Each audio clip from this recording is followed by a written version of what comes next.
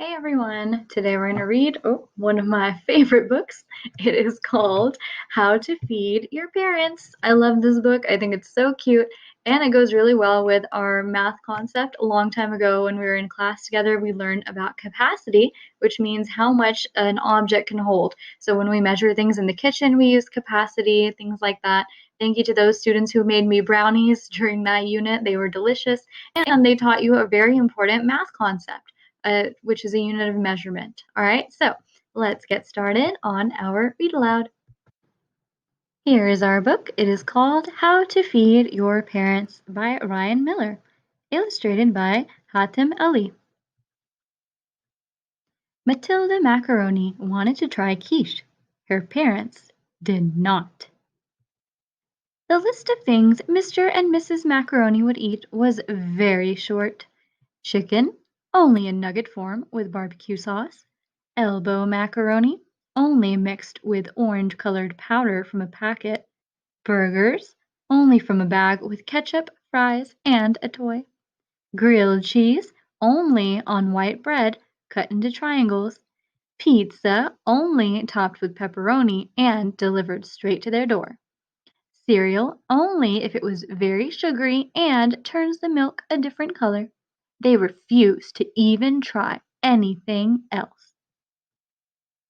Matilda first discovered she liked other foods when Grandma Macaroni brought over a pot of jambalaya for a surprise treat one evening. Yuck, Matilda's dad said when he saw the pot. No way, Matilda's mom said when she smelled the steam. They pushed their plates to the center of the table and sulked. But Matilda was curious. Hmm, the jambalaya was interesting. It was surprising. It was delicious. After that, Matilda tried new foods whenever she could. She got gumbo and goulash at Grandma's, sampled some sushi at a sleepover, and polished off a plate of pork paprikash on a play date. But she soon realized if she ever wanted to eat more than nuggets and noodles at home, she would have to commandeer the kitchen and cook for herself.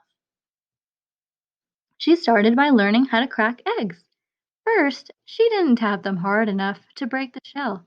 Then she tapped them a little too hard. Finally, she got it just right. She worked with her grandma to learn oven safety and knife safety and all of the other safeties she could think of. She started reading cookbooks as bedtime stories. She gave her allowance to her babysitter to buy ingredients from the local farmer's market. Matilda practiced with a willing grown-up whenever she could. Soon she had perfected paella, mastered miso soup, and conquered croquettes. She wanted to share every dish with her parents. She knew that they would enjoy them if they would only try them. So she came up with a plan. "I'll handle dinner tonight," she said one morning at breakfast. "No quiche," her mom said. "Nothing funny," her dad added. "Burgers," Matilda said. Just burgers." Her parents were both running late, so they slurped the bright purple milk from the bottom of their bowls and agreed. That night, Matilda's parents stared skeptically at the food in front of them. "This doesn't look like what I like," her dad whined. "It's a hamburger," Matilda said innocently. "I'm going to warm up some leftovers," her mom said. "The fridge is empty," her dad yelped. "No pizza, no nuggets." "This is what's for dinner," Matilda said. "If you're hungry, you can eat. If you're not, don't. But I made this, and this is what we're having." "You made this?" Mrs. Macaroni asked. She lifted the bun and peered at the patty. "There are mushrooms on it, and green things."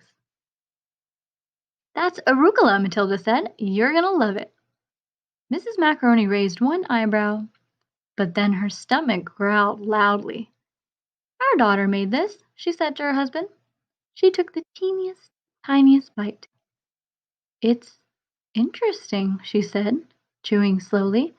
"It's surprising. It's delicious."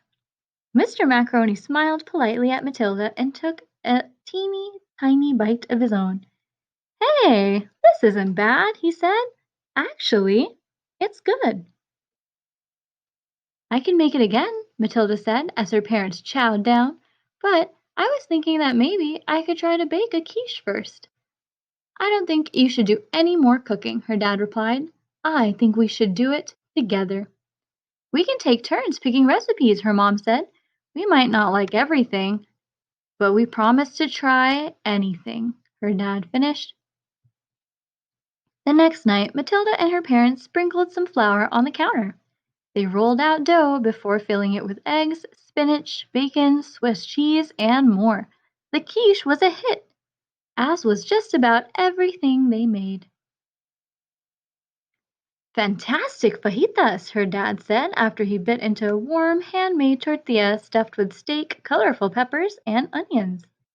Excellent eggplant parmesan, her mom said while going back for a second slice of the purple vegetable with oregano spice sauce and mozzarella cheese. Phenomenal pho, they said as they both leaned over their bowls and slurped up rice noodles floating in ginger-scented beef broth. You know, Matilda's mom said, around a mouthful of garlic naan and chicken tikka masala, I think I might like to try some jambalaya. They called up Grandma and asked her to bring over her signature dish. Amazing! Grandma exclaimed when she saw that Mr. and Mrs. Macaroni started eating with no complaints. Matilda, you've gotten a great job at getting them to try new foods. Thank you, said Matilda. Now only if I could get them to keep their room clean. The end. And of course, at the end of the book, there's a cute little recipe. If you'd like, you can try looking up recipes online and maybe you can make this by yourself.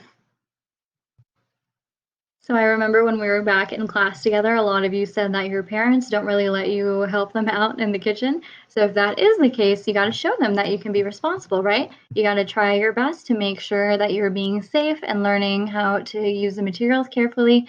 I highly recommend you help your parents out more at home. It's a great learning experience. It's good for math and science to see what goes on in the kitchen. And thank you all so much for watching. I hope you enjoyed our video. Be good to your family. Bye.